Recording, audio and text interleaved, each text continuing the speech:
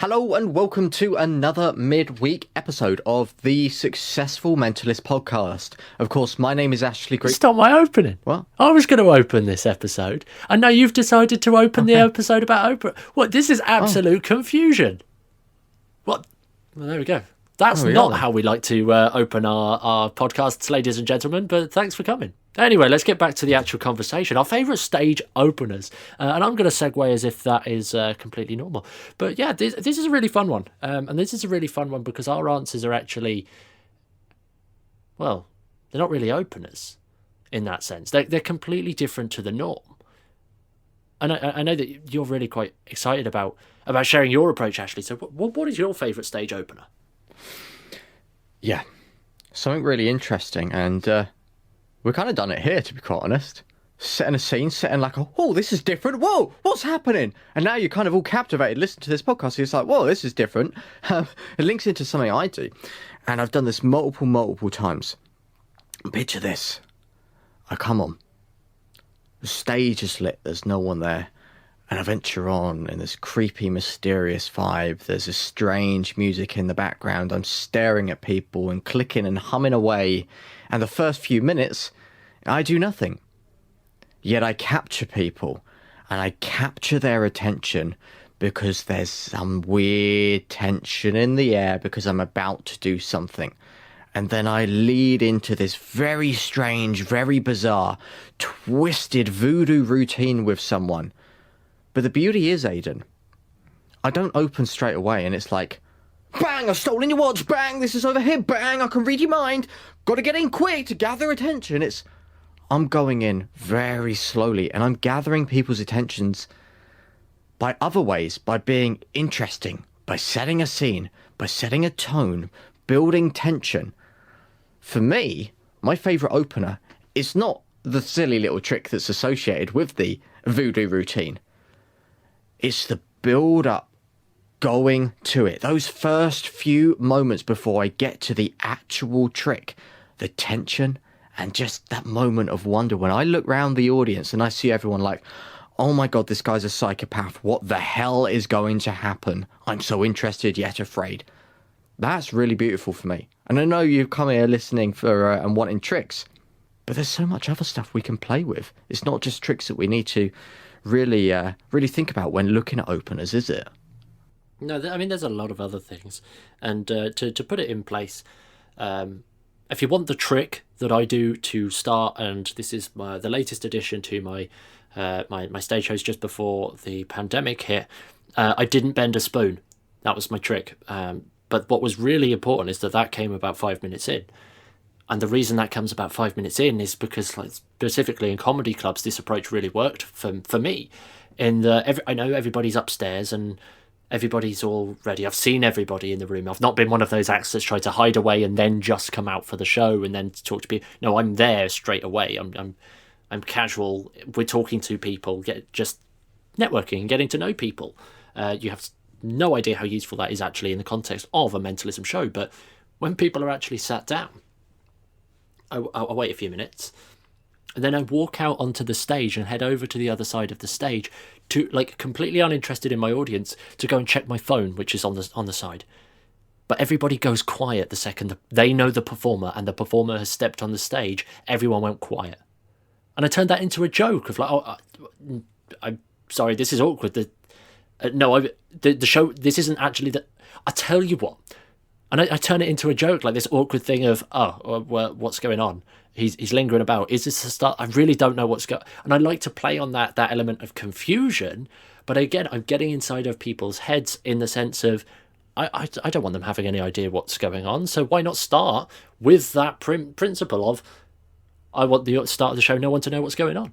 And then it's fun, lighthearted, and it's fun. I actually bring in some music and do a full proper intro that's overhyped and stuff, which I found is really, really quite fun. It builds rapport instantly, partly because I've already done the networking ahead of time. But my opener, as I said, it's like it's an opportunity for me to show off me and my character and what I want the vibe for the actual show to be. I want it to be fun. I want it to be lighthearted. I want to have a joke, a laugh, a mess around with people.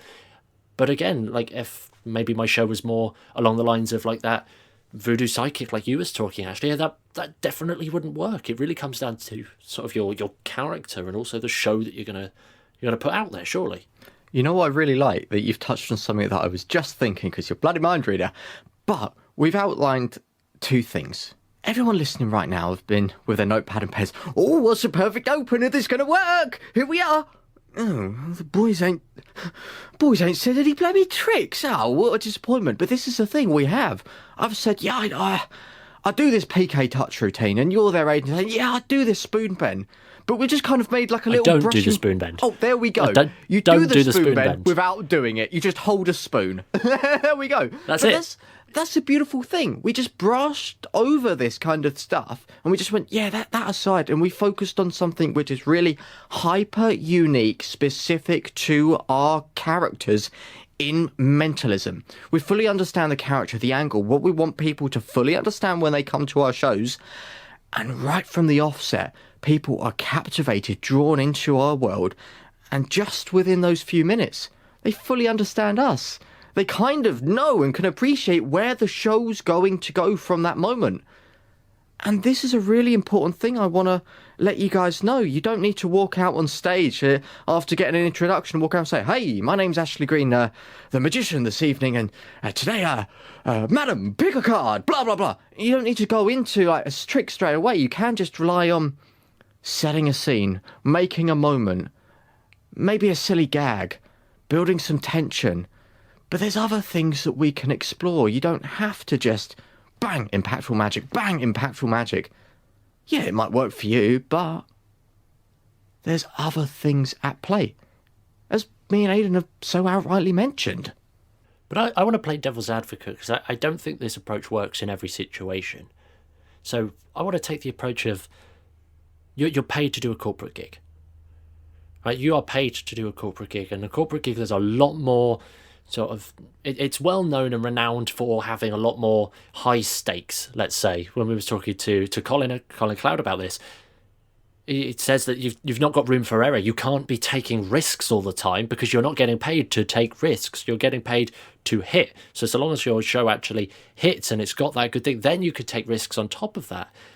But taking this kind of approach of slowing down and not doing a trick straight away, I'm really trying to wrap my head around how that might actually go down in the corporate world, for like specifically live corporate, not online, but live corporate events.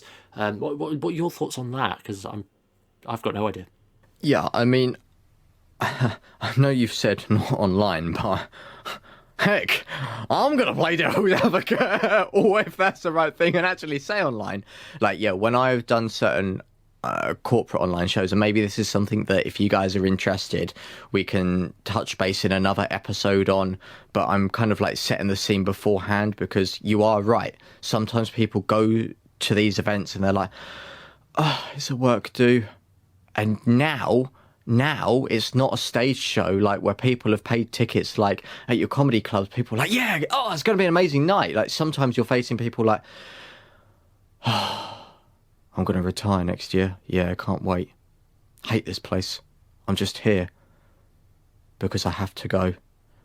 Like, doing gigs like that with people in there, yeah, it can be a little bit hard. And maybe, I mean, heck, if you can pull it off, you can pull it off and you're great. But it is going to be harder. I know, because I've done it. Like, I've done online shows with like a more stretched out intro, and it has, I wouldn't say flopped, but I've had to really work hard to gain people's attention, and I've recently changed it away so that I'm now going straight in like bang, and I don't really change my character in my shows. The only thing that I don't do is my hypno choke and try and kill people, because that's a little bit too far for the corporate world. But you are right, I do speed it up a little bit, and I do go in for something a little bit quicker. I establish myself and I go bang, I don't know, like, you think of something and I get that. And then I go into something a little bit more drawn out where I set the scene a little bit further.